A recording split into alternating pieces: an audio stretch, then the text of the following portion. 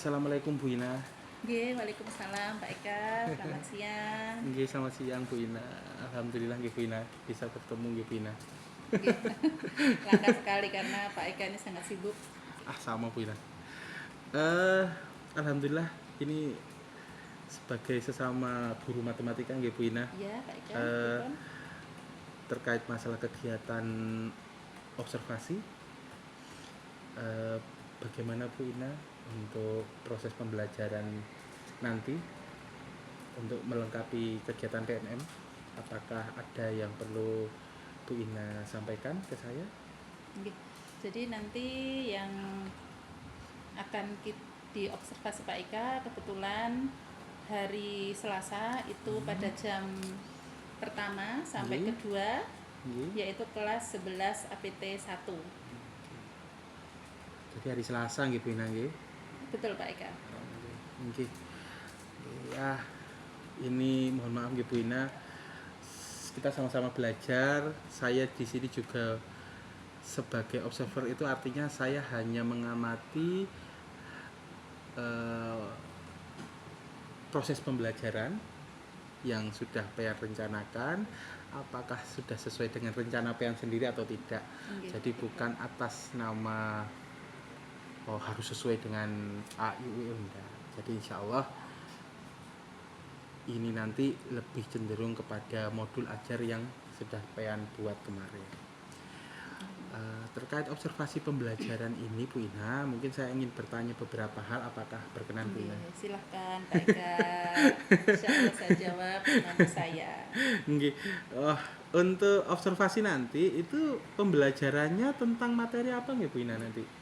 Insya Allah nanti kebetulan materi yang akan saya sampaikan itu adalah tentang operasi aljabar fungsi Pak Eka. Operasi aljabar fungsi. Nggih. Nggih. Wah, ini materi yang cukup lumayan Bagi Bu Ina. anak-anak, nggih. Apalagi sesuatu yang sudah judulnya aljabar itu Anak-anak pasti nggih, sudah. persepsinya luar biasa nih. Untuk tujuan pembelajarannya sendiri berarti apa nggih Bu Ina nih? Nggih, jadi nanti dari modul itu sudah saya tulis bahwasanya tujuan pembelajarannya nanti diharapkan peserta didik mampu menyelesaikan permasalahan-permasalahan terkait operasi aljabar fungsi.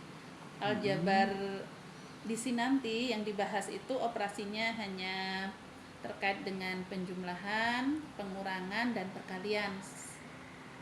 Ada satu yang belum karena mungkin waktunya tidak cukup, yaitu pembagian. Untuk operasi pembagian aljabar fungsi nanti di lain waktu pada pertemuan berikutnya lagi, seperti itu Pak Eka. Gitu. Jadi yang dibahas nanti hanya 3 operasi saja.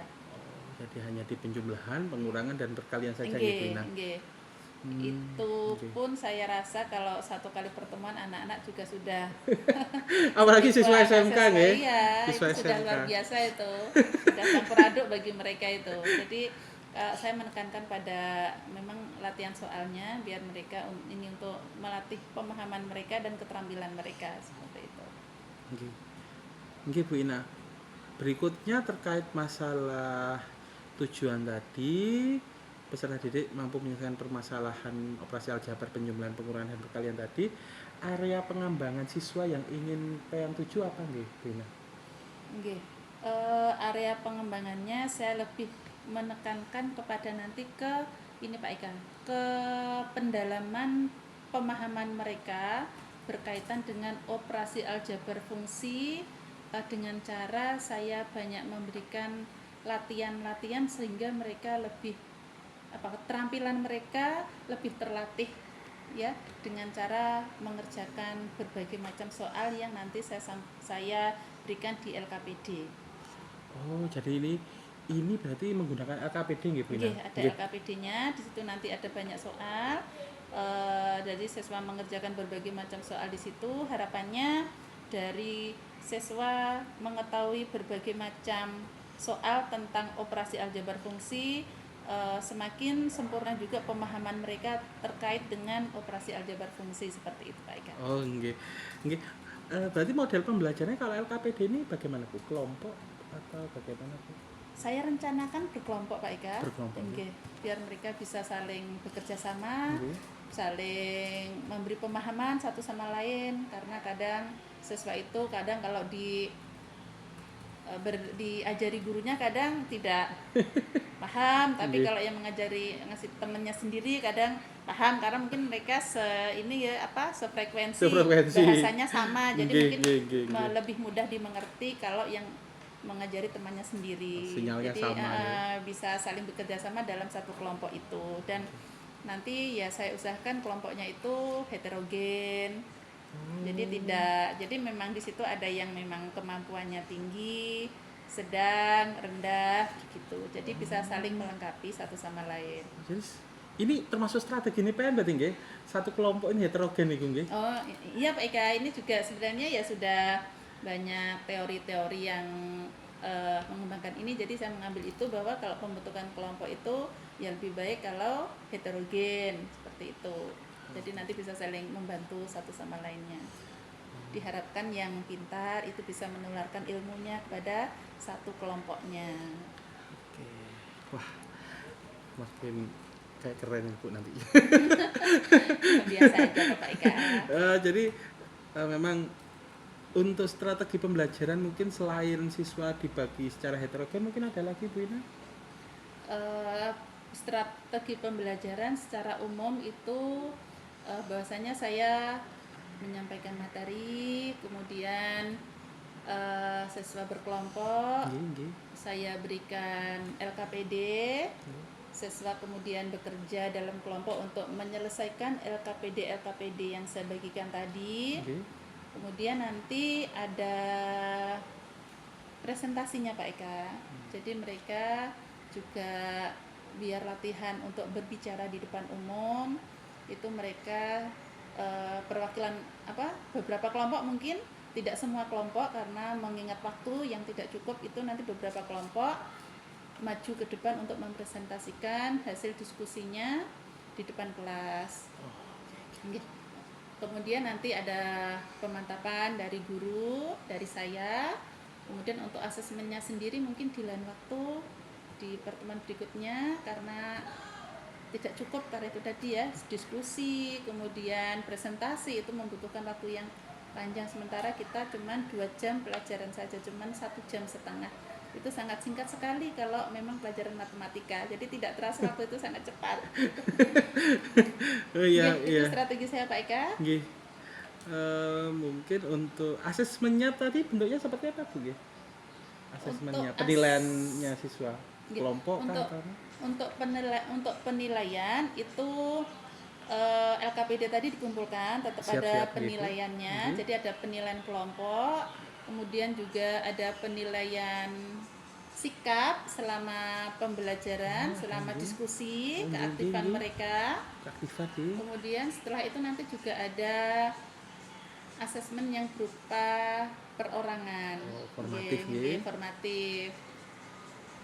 Biasanya soalnya ya berupa soal uraian Pak Eka. Jadi biar saya bisa lebih melihat sampai mana pemahaman anak-anak itu terhadap operasi aljabar fungsi tadi. Jadi mungkin yang pemahamannya menyeluruh itu kan kalau soalnya uraian itu kan bisa terlihat. Jadi siswa ini bisa menyelesaikan dari langkah awal runtut sampai hasil terakhirnya, seperti itu.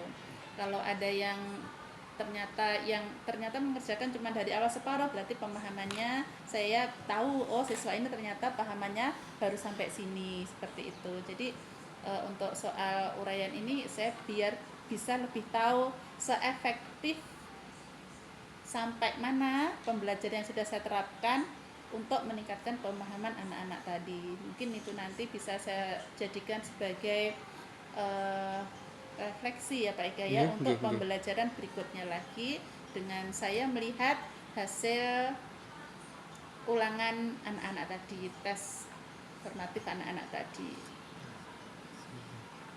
Alhamdulillah ini mungkin nanti saya bisa membantu observasi jenengan Bu Ina.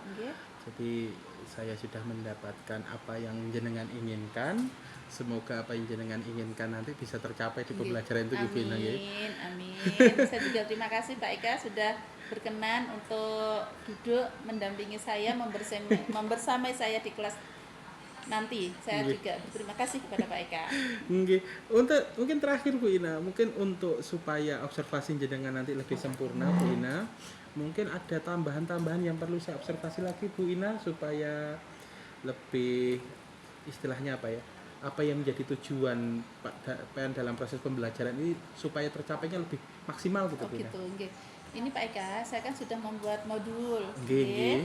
Nanti Pak Eka saya berikan modul tersebut Nggih. dan saya minta tolong kepada Pak Eka untuk mengamati saya, Nggih. kemudian juga peserta didik. Nggih. Untuk saya yang diamati apakah langkah-langkah yang sudah saya terapkan di kelas tersebut sudah sesuai dengan modul ajar yang saya buat atau belum. Nanti Oke. mohon dicatat di Nggih. LKPD tersebut Pak Eka untuk refleksi saya. Nggih. Kemudian untuk siswa juga nanti saya minta masukannya kepada Pak Eka apakah diskusi anak-anak itu sudah tergolong berjalan dengan lancar atau belum, atau sudah pembelajarannya sudah efektif atau belum. Nah itu nanti saya juga minta tolong Pak Eka untuk mengamati berlangsungnya pembelajaran terutama pada peserta didik juga. Jadi apakah sudah bagus atau belum, itu nanti juga minta tolong diamati biar Pak Eka juga bisa memberikan masukan terhadap saya. Mungkin itu saja Pak Eka yang Itu bisa. saja? Nggih.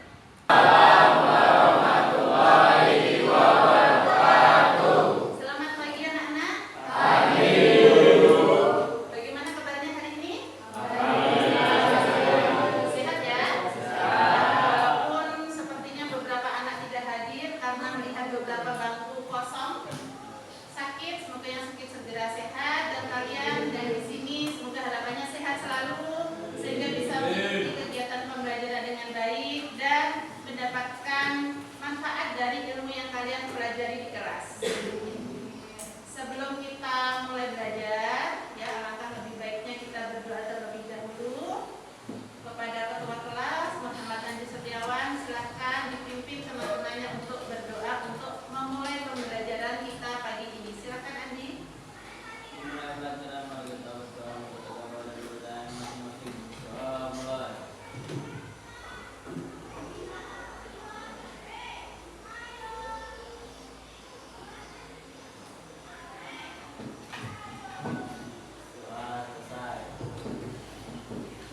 Sebelumnya Ibu absen dulu ya, biar Ibu tahu siapa yang tidak hadir.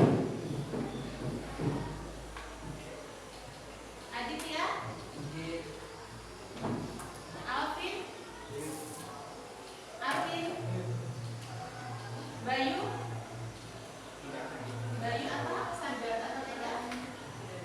Ya Ibu Tega dulu ya, nanti bisa menyusul kalau ada pertanyaan selanjutnya. Cahya Aini, Dava, Dini, Edi Saputra, Gilang, Goix,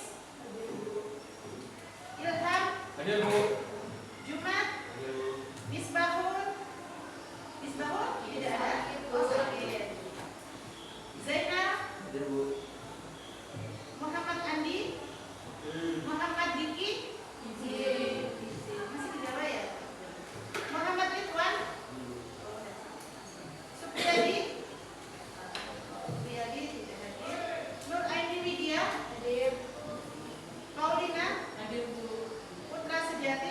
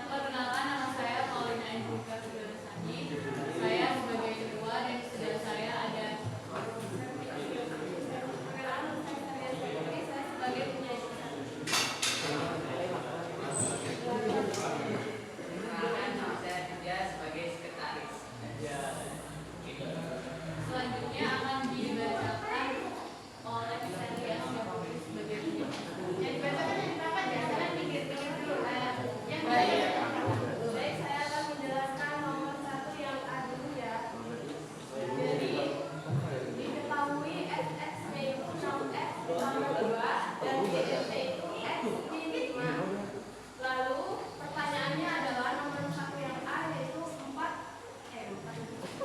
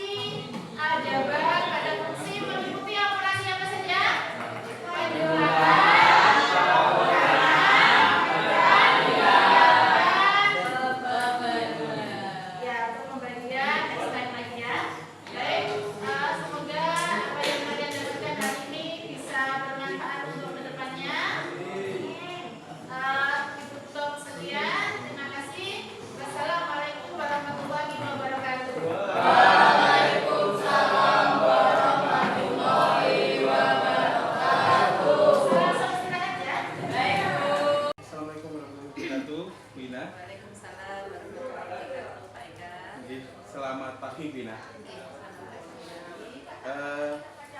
Alhamdulillah bertemu lagi Bina kita setelah kemarin dengan melakukan pembelajaran, proses pembelajaran, dan kita lihat bersama. Alhamdulillah seperti tampak menyenangkan Bina. Alhamdulillah ya. Sekarang kita ke tahapan pasca observasi Bina. Alhamdulillah kita bersama-sama kita lihat bagaimana dampak yang Bina alami setelah pembelajaran kemarin. Untuk itu Bina, saya ingin tanya terlebih dahulu, bagaimana mungkin perasaan Bina setelah kemarin melaksanakan pembelajaran Bina? Alhamdulillah ketika perasaan saya senang dan lega sudah bisa menerapkan modul yang sudah saya buat sebelumnya. Saya terapkan pada pembelajaran kemarin kepada anak-anak 11 APD 3. Alhamdulillah mereka senang, bahagia dan berjalan dengan lancar, dan itu membuat saya juga senang Pak Eka. Ternyata kalau memang pembelajaran itu sudah dipersiapkan sebelumnya, pembelajaran berjalan dengan baik, berjalan dengan lancar, dan anak-anak pun senang seperti itu Pak Eka. Alhamdulillah. Jadi memang kemarin kita lihat sendiri anak-anak begitu aktif, antusias ya Bu Inanggi. Selama pembelajaran kemarin mungkin Bu Ina ingin menceritakan apakah ada hal-hal yang belum Bu Ina sampaikan atau mungkin seperti apa? Pada pembelajaran kemarin Pak Eka, walaupun secara umum berjalan dengan lancar, kemudian anak-anak juga senang, antusias seperti itu, tetapi tetap ada kendala-kendala yang saya rasakan, yang saya lihat seperti itu Pak Eka. Terutama yang pertama itu adalah pada saat belajar dalam kelompok Pak Eka. Pada saat anak-anak menyelesaikan LKPJ, itu masih pada beberapa kelompok itu masih terlihat 1-2 anak itu yang belum aktif Pak Eka. Mereka masih diam kayak gitu. Jadi lebih mengandalkan kepada teman-temannya yang dirasa mungkin bisa menyelesaikan LKPD tersebut. Jadi itu masih tetap ada yang seperti itu Pak Eka. 1-2 anak masih terlihat pada beberapa kelompok. Itu yang pertama. Jadi masih ada anak yang belum aktif dalam kelompok. Yang kedua yang saya rasakan pada saat pembelajaran itu bahwa alokasi waktu yang saya buat pada modul pada saat presentasi dan sebelum presentasi, yaitu diskusi kelompok, itu kurang waktunya Pak Eka. Jadi ini refleksi untuk saya, bahwasanya nanti ke depannya ketika membuat modul pembelajaran itu untuk diskusi kelompok dan presentasi, alokasi waktunya untuk ditambahi, karena ternyata memang diskusi itu memerlukan waktu yang lebih panjang, apalagi pembelajaran matematika ya Pak Eka ya. Iya benar Bu.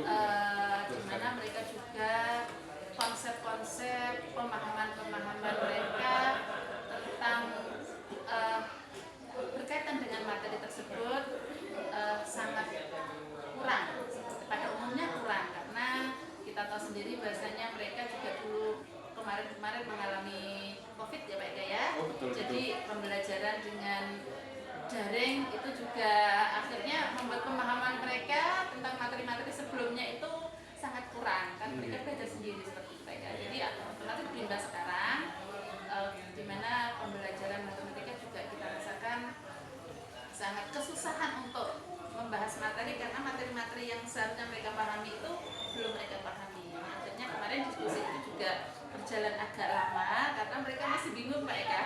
Seperti itu. Jadi kita harus sabar lagi untuk ke kelompok-kelompok menanyain mana kesulitan-kesulitannya seperti itu. Tapi alhamdulillah setelah itu mereka bisa menyesuaikan, bisa untuk melanjutkan diskusinya. Kemudian juga ini Pak Eka satu lagi. Presentasi, waktu presentasi juga seperti itu Pak Eka. Harus alokasi waktu itu harus lebih juga Pak Eka, karena presentasi itu kan juga kalau untuk matematika nggak bisa langsung bicara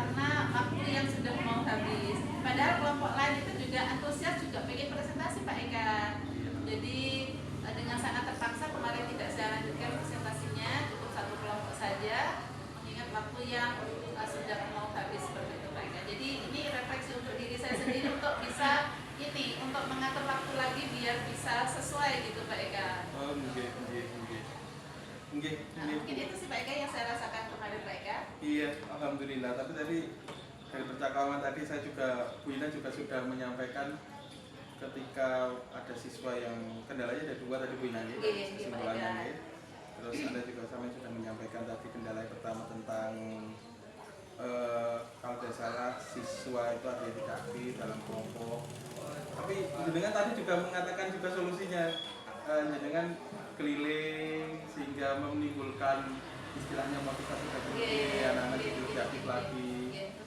Jadi peran guru di situ memang ada nih, tidak dilepas. Diskusi kelompok itu tidak dilepas, tapi kita memang berkeliling dari satu kelompok ke kelompok lain untuk melihat perkembangannya sampai mana, sudah sampai mana, kemudian kesulitan apa, kemudian juga melihat peran aktif seluruh peserta kelompok, mana sekiranya yang tidak aktif itu lebih kita dekati lagi, kita motivasi, kita dorong untuk supaya mau belajar bersama-sama dengan temannya yang lain, seperti itu Pak Eka. Ini luar biasa, ini ilmu yang sangat bermanfaat ya. Karena Mas, kita sama-sama guru matematika memang mengalami masalah hampir sama Bu. Materi matematika itu tidak bisa instan langsung direncanakan. Betul sekali. Ini terkait masalah alokasi waktu Bu Ina, mungkin tadi ada sempat Sinjana tadi mengatakan solusinya, mungkin bisa disampaikan kembali untuk terkait masalah alokasi waktu ini. Apakah sebelumnya dengan pernah mengalami kendala alokasi waktu dan bagaimana dengan dalam mengatasi hal tersebut Bu Ina? Untuk alokasi waktu ini memang Pak Eka, terus terang saja dalam pembelajaran selama ini saya lebih ke pembelajaran yang secara konvensional dulu Pak Eka. Jadi tidak dengan kelompok. Jadi di mana siswa duduk pada bangkunya masing-masing. Seperti itu. Jadi tidak ada alokasi waktu untuk diskusi Pak Eka. Jadi mereka mengerjakan sendiri seperti itu. Nah, kemarin memang saya membuat modul itu mencoba supaya berubah metodenya. Saya buat kelompok, nanti biar bisa saya membandingkan lebih efektif yang mana, yang secara sendiri-sendiri atau secara kelompok seperti itu Pak. Jadi memang kemarin itu pengalaman pertama saya membuat modul di mana harus membagi waktu-waktunya dengan dari langkah-langkah kegiatan pembelajaran itu baru pengalaman pertama Pak Eka. Jadi ternyata setelah dilaksanakan waktunya kurang Pak Eka. Jadi nanti insya Allah kedepannya Pak Eka, kedepannya baru mungkin saya tambah. Kemarin saya kasih waktu 10 menit Pak Eka untuk diskusi. Diskusi 10 menit kurang ternyata. Diskusi 10 menit itu sangat jauh dari kurang Pak Eka. Jadi kemarin itu saya tambahi sekitar 10 menit lagi Pak Eka. 20 menit itu ya? 20 menit itu Pak Eka. Berarti untuk alokasi waktu nanti sudah tadi. Untuk kedepannya insya Allah Pak Eka bisa saya alokasikan lebih untuk diskusi dan presentasinya. Alokasi waktu untuk diskusi dan seperti yang tambah itu ya. Pak Eka. Alhamdulillah Bu Ina. Ini jadi banyak hal yang kita bisa pelajari ya Bu Ina. Alhamdulillah Pak Eka. Mungkin ini sebagai pertanyaan terakhir saya. Untuk berikutnya tadi kan jenengan sudah menyampaikan berikutnya saya ingin membuat pembelajaran dengan mempertimbangkan alokasi waktu yang lebih, terus dengan memberikan pendekatan yang lebih tadi. Setelah seperti itu bagaimana perasaan jenengan sekarang setelah kita bersama mulai dari observasi sampai pasca observasi intinya. Saya juga mengucapkan terima kasih sebelumnya kepada Pak Eka, Ibu Ade juga yang akhirnya mendorong saya untuk membuat modul Bu Ade, membuat modul kemudian menerapkannya dalam pembelajaran. Yang dalam modul ini pun saya membuat metode baru yaitu dengan kelompok yang memang sebelumnya saya tidak berkelompok Bu Ade. Jadi dari situ saya juga bisa menyimpulkan bahwasanya belajar dengan kelompok itu terutama untuk matematika itu sangat membantu sekali, terutama untuk siswa-siswa yang kemampuan dan kurang Pak Eka. Jadi mereka sangat terbantu karena mereka tidak sungkan untuk bertanya. Kalau mereka duduk pada meja sendiri-sendiri, mereka nggak bisa diam Pak Eka. Diam saja, diam. Tetapi ketika mereka duduk dalam kelompok, mereka saling berdekatan, mereka lebih mudah untuk bertanya kepada temannya yang lain, kan dekat saja Pak Eka. Dan bagi siswa yang kemampuan tinggi punya pelajaran tentang matematika, ketika mereka menularkan ilmunya kepada temannya, ini mereka lebih mampu lagi memahami materi-materi itu Pak. Jadi kayak lebih matang gitu Pak Eka, ketika mereka berusaha menjelaskan kepada temannya. Seperti itu. Jadi ya dari sini saya menyimpulkan bahasanya kalau pembelajaran matematika itu lebih efektif dengan berkelompok. Seperti itu Pak Eka. Yang dari saya lihat kemarin mereka juga lebih antusias. Berbeda dengan pembelajaran biasanya gitu Pak Eka. Ada presentasi juga, mereka juga antusias, mereka belajar untuk menyampaikan pendapat mereka. Kemudian ada juga kebanggaan dari siswa itu Pak Eka ketika mereka membenarkan jawaban dari siswa yang presentasi Pak Eka. Jadi terlihat bangga gitu loh. Jadi alhamdulillah kemarin itu saya senang sekali dengan pembelajaran yang saya buat kemarin itu Pak Eka. Alhamdulillah Bu Ina, alhamdulillah sama yang senang, saya juga senang. Saya dapat belajar banyak. Lihat anak-anak sedang tuh jadi kesenang Pak Eka. Mungkin untuk pasca organisasi ini kita cukupkan Bu Ina, sekian ya. Alhamdulillah semua yang jenengan sampaikan tadi bisa menjadi rangkuman baik bagi kita semua. Nanti kalau bisa nanti semoga kita bisa menjadi istilahnya menggerak di sekolah ini juga. Pembiasaan tadi ini kita sebarkan ke teman-teman guru yang lain. Dan terima kasih waktunya Bu Ina. Mohon maaf jika ada salah-salah kata perbuatan. Sama-sama Pak Eka. Ini saya Waalaikumsalam. Saya kalau boleh bertanya satu, kesan ibu setelah melakukan observasi ini, diawali dengan observasi pasca ini dengan didampingi oleh Pak Eka. Kesan saya senang Bu Ade, jadi termotivasi, jadi tergerak untuk melakukan suatu pembaharuan dalam model pembelajaran karena didorong Bu Ade. Jadi kalau enggak Bu Ade, ya gitu-gitu aja Bu Ade ngajarnya Bu Ade. Ya kayak yang saya ceritakan tadi ya udah gitu.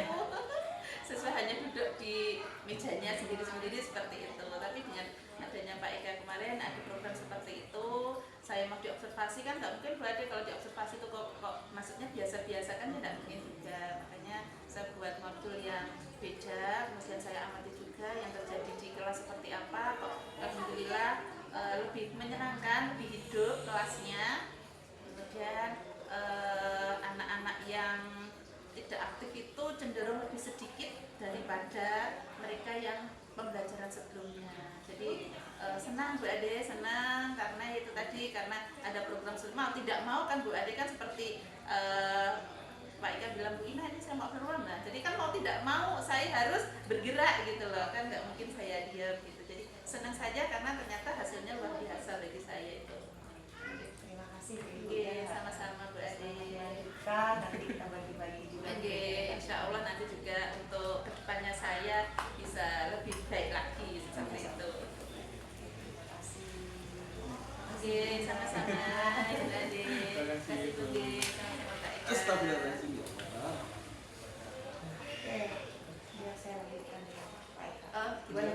Terima kasih Terima kasih banyak Pak Eka. Sama-sama. Oke Pak, kita ambil yang obrolan yang pasca aja nih ya. Iya. Kan memang harus setelah tindakan ini ada beberapa hal yang ingin saya tanyakan, dan setelah Pak Eka melakukan kegiatan rangkaian kegiatan ini ya Pak ya, dari pra, observasi dan pasca. Nah, saya ingin tanya tujuan percakapan dari observasi pembelajaran kedekatan sejawat ini apa Pak? Khususnya untuk pasca. Khususnya untuk pasca. Yang jelas untuk pasca itu tujuannya adalah dari segi gurunya, yang saya observer itu nanti bisa melihat atau merefleksikan kembali apakah kegiatan kegiatan pembelajaran sudah sesuai dengan rencana atau target yang sudah disampaikan pada pra observasi.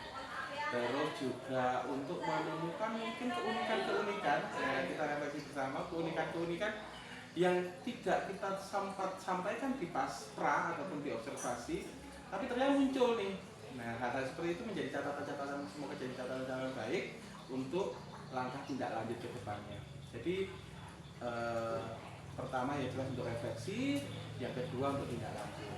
Untuk saya sendiri kegiatan pasca ini menjadi tolak ukur saya bagaimana saya melihat evaluasi saya, apakah ketika saya membimbing atau ketika saya membantu Ibu Ina dan Ibu para dalam profesi, apakah sudah sesuai dengan keinginan Bu Ina atau tidak. Karena intinya setiap guru saya yakin punya kekuatan dan kelemahan masing-masing, tapi itu pasti. Kegiatan pasca observasi ini kan dilakukan dengan teknik coaching ya Pak. Tadi Bapak sudah sama-sama merefleksikan bagaimana kegiatan observasi, kemudian Bapak juga membantu Bu Ina menemukan, oh masalah saya di sini. Saya bilang tadi Bapak juga dengan Bu Ina termotivasi menemukan ini solusinya dengan belajar kelompok. Nah, dalam melaksanakan coaching, menurut Bapak, coaching yang Bapak lakukan itu prosesnya seperti apa sampai di bagian akhir? Tercapaikah tujuannya? Kalau untuk saya sendiri sebenarnya untuk tujuan coaching sendiri menurut saya sudah sangat tercapai. Mulai dari saya membuat istilahnya membimbing atau istilahnya mengarahkan Bu Ina untuk merumuskan tujuan-tujuan atau menanyakan ketika nanti observasi apa aja yang saya amati. Terus setelah observasi saya mengamati sesuai apa yang tadi disampaikan Bu Ina, dan saya menemukan hal-hal yang unik, hal-hal yang baru, dan ternyata sesuai dengan yang dikatakan Bu Ina ketika pasca observasi. Menurut saya itu sangat sesuai. Dan di sini pun saya juga tidak ada istilahnya bahasa-bahasa. Menurut saya Bu ya, saya tidak ada bahasa-bahasa mengarahkan solusi yang ingin saya berikan ke Bu Ina, karena saya yakin Bu Ina punya solusi terbaik, karena setiap guru kan punya keunikan masing-masing, dan itu tujuan dari coaching. Hanya mungkin Bu, biasanya kosakata saya yang mungkin namanya kita ini berbeda bahasa, berbeda apa istilahnya karakter. Nah, jadi mungkin ada beberapa bahasa yang kata-kata pertanyaan yang mungkin membingungkan bagi Bu Ina dari saya. Tapi alhamdulillah selama percakapan tadi kita bisa menerjemahkannya. Jadi kalau bicara soal coaching yang adu tinta tadi Bapak sudah benar identifikasinya sudah apa sampai bagian akhir menemukan solusi dari Bu Ina sendiri itu dari tadi tersebut. Mungkin tekniknya hanya bahasanya yang mungkin untuk pertanyaan-pertanyaan terbukanya gitu ya Pak ya, mungkin belum tepat bahasa. Oke, nggak apa-apa Pak, sambil jalan nanti semakin baik lagi. Oke, untuk perencanaan pengembangan yang ingin dicapai dalam percakapan ini tuh sampai nggak pengembangannya mau ini. Untuk pengembangan sendiri, alhamdulillah tadi kalau mau dibilang tercapai ya mungkin ada beberapa yang belum. Tapi yang jelas di sini tadi fokus utamanya adalah ketika Bu Ina Ibu Ina termotivasi terlebih dahulu untuk melakukan perubahan pembelajaran itu tadi, dan ternyata Bu Ina juga ingin mengembangkan ini ke teman-teman guru yang lain, karena kebetulan di SMK kita Bu matematika ada 4. Nah, jadi semoga nanti dengan saya dan Bu Ina sudah berkolaborasi, saya bisa menularkan hal-hal baik ini kepada teman-teman guru matematika yang lain, bahkan ke seluruh guru di SMK. Luar biasa ya Pak. Jadi ibaratnya bukan hanya sampai di sini prosesnya, bisa dibagikan kepada yang lain. Oke, untuk rencana aksi pengembangan diri Bapak untuk Pak Eka atas tahapan-tahapan yang dilakukan ini, karena bagaimanapun yang ingin ketika kita melakukan proses ini kan yang ingin dikembangkan bukan hanya dikasih jalan bener. Kita pribadi pun pasti ada, oh saya perlu apa ada pengembangan ini Bapak? Saya ingin lebih mengembangkan area di bidang kolaborasi dan komunikasi. Pokoknya saya ingin berinteraksi dengan banyak orang karena memang jujur saya bukan orang introvert, saya juga bukan orang extrovert, saya itu orang tengah-tengah. Tetapi kadang-kadang kita ini namanya orang matematika dalam penggunaan bahasa tidak sebaku bahasa Indonesia, jadi bahasanya masih dalam sistemnya itu seperti apa ya, ada beberapa bahasa yang terlewat gitu. Nah, kata-kata saya ingin lebih mematangkan itu, saya ingin lebih mengembangkan itu karena saya yakin jika kita mampu berkomunikasi dengan baik, kita mampu berrelasi dengan baik, maka pengembangan kita pasti akan berjalan juga dengan baik. Jadi yang ingin saya kembangkan yaitu kolaborasi, berrelasi, dan komunikasi. Adakah rencana Bapak mengembangkan area ini? Rencananya mau seperti apa? Sebenarnya kalau rencananya banyak, karena ini juga saya boleh menyampaikan terkait aksi nyata saya. Boleh. Nah, aksi saya nyata pertama saya sebelum ini pertama dulu pada waktu modul 2 itu aksi nyata saya masih terbatas di daur ulang sampah, lingkungan seperti itu. Perkembangannya saya menyimpulkan tujuan baru, saya menyimpulkan motivasi baru, yaitu saya ingin menuju sekolah digital. Jadi memang agak berat karena istilahnya ini sekolah yang di pinggir kabupaten, pinggir sekali. Karena ini jalan Israel ini kan danau, jadi kita di pinggir sekali. Dan saya ingin, walaupun kita di pinggir, saya ingin anak-anak tetap merasakan proses digital. Jadi nanti ketika mereka berada di kota, sekolah, apalagi di SMK Bu ya, ketika mereka di kota, tuntutan sekarang kan teknologi sangat tinggi. Nah mereka mampu itu. Nah kalau tidak dimulai dari sekarang, dari sekolah, dari kapan lagi, itu jadi saya ingin sekolah digital sehingga aksi nyata saya di Mobilika berubah lagi.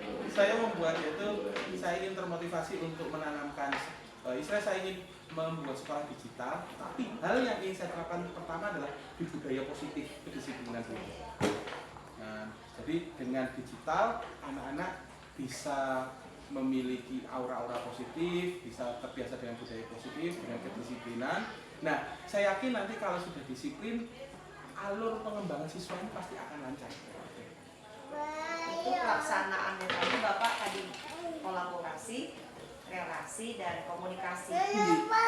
Iya kan Pak ya? Gitu. Oke, jadi sasaran yang ingin Bapak kembangkan tadi dengan aksi nyata ya Pak, pelaksanaan. Dan itu sudah terlaksana semua ya? Alhamdulillah sudah terlaksana semua. Untuk aksi nyata saya sudah terlaksana semua, tapi untuk yang proses digital walaupun terlaksana masih berkembang. Proses yang untuk tadi yang aksi nyata yang awal Sudah berjalan dan alhamdulillah ini sudah menuju titik akhir dan penugasan istilahnya hasil karya siswa juga sudah dikumpulkan.